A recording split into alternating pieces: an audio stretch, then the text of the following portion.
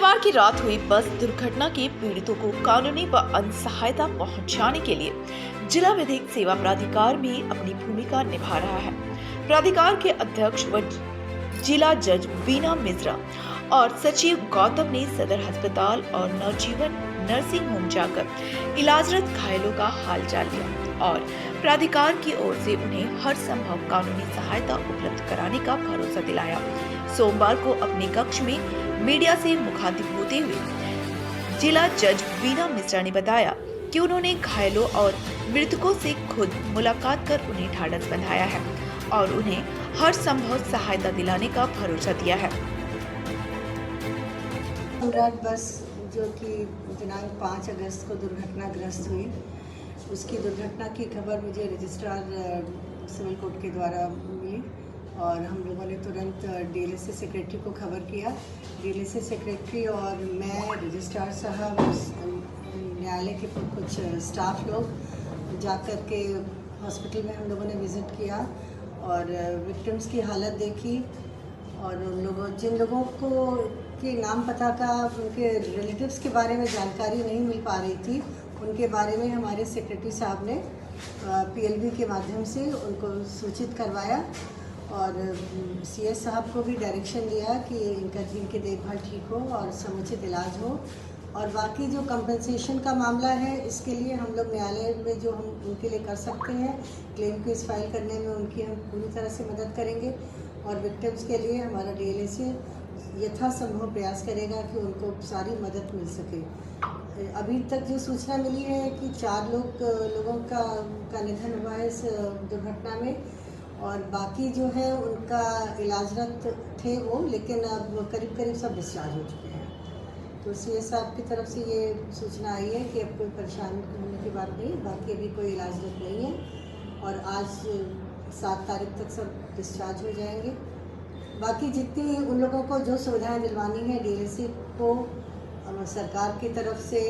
या डीएलएसए की तरफ से, वो उसके लिए हम कटिबद्ध। प्राधिकार के सचिव सौरभ कुमार गौतम ने बताया कि दुर्घटना वाले दिन और उसके बाद भी डीएलएसए की टीम लगातार पूरे मामले की मॉनिटरिंग कर रही है और मृतकों के परिजनों और इलाजरत घायलों से मुलाकात कर उन्हें कानूनी मदद मुहैया कराने का दिलासा दिलाया है।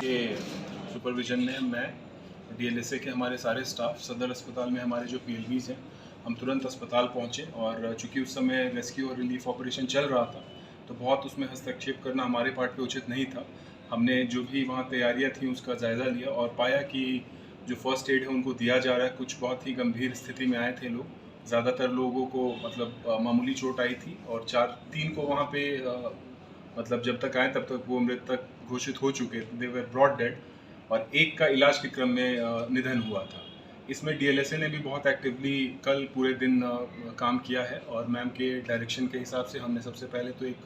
रिपोर्ट तैयार किया। माननीय जो झालसा है,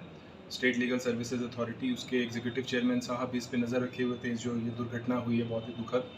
और हमने एक रिपोर्ट तैयार करके दिया है और हमने सबको आश्वस्त किया है। कल मैं खुद नवजीवन नर्सिंग होम गया, वहाँ पे 6 लोग थे जिनका इलाज चल रहा था। चोटें उनकी थोड़ी गंभीर थी, लेकिन वो भगवान की दया से सभी लोग होश में थे और अपनी जो व्यथा थी वो मुझे बता रहे थे कि किस तरीके से दुर्घटना हुआ है। हमने उनसे पूछा कि आपने एफआईआर किया है कि नहीं, तो कल दोपहर तक एफआईआर नहीं हुआ था। शाम में जाकर के मुझे जानकारी मिली है कि एफआईआर हुआ है और जो भी इसमें कानूनी रूप से जो कार्रवाई अब आगे होगी वो प्रोसीड करेगा पुलिस के इन्वेस्टिगेशन के उपरांत। हमने जितने विक्टिम्स थे और जो डिसीज्ड हैं उनके परिजनों से बात की और उनको आश्वस्त किया कि जो भी क्लेम केस फाइल करना है उनको न्यायालय के माध्यम से, कि जिससे उनको मोटर व्हीकल्स एक्ट के तहत जो मुआवजा मिले उसमें हम निःशुल्क पैनल लॉयर एक देंगे और उनके केस को जल्दी से जल्दी कोशिश करेंगे एक्सपेडाइट करा के, और जो उनको उचित मुआवजा मिल सकता है। कल हमने जिला प्रशासन से भी अनुरोध किया कि वो क्या मुआवजा दे रहे हैं उसको लेकर के हमसे जानकारी साझा करें। तो कल सर्किट हाउस में जब डीसी साहब थे, मैं भी वहाँ मौजूद था, अनाउंसमेंट हुआ कि 1 लाख रुपए का मुआवजा केवल मृतकों को दिया जा रहा है। मैंने उनसे व्यक्तिगत रूप से पूछा कि सर जो इसमें इंजर्ड है सीवियरली, उनके लिए कोई प्रावधान नहीं है क्या? तो उस समय तक मुझे बताया गया कि नहीं, उनको इंजर्ड को नहीं मिलेगा। तो हमने अपने एक पीएलबीज की टीम गठित की है और जो एड्रेस मिला है हमको इंजर्ड का, उसके हिसाब से हमने उस पीएलबी को कहा है और कंसर्न पुलिस स्टेशन को कि आप एक उनका सोशो इकोनॉमिक रिपोर्ट हमको दीजिए और अगर वो गरीबी रेखा के नीचे आते हैं, कोई उनमें से होगा जो इकोनॉमिकली उतना वेल ऑफ नहीं है, तो उससे हम एक आवेदन लेकर के जो DLSA का कॉस्ट फंड है उससे हम कोशिश करेंगे अनुमति मिलने के बाद माननीय झालसा का कि उसको कुछ आर्थिक मदद हम दिला सकें, क्योंकि प्रशासन की ओर से ये बताया गया है ऑन रिकॉर्ड कि उनको कुछ इंजरी के केस में मुआवजा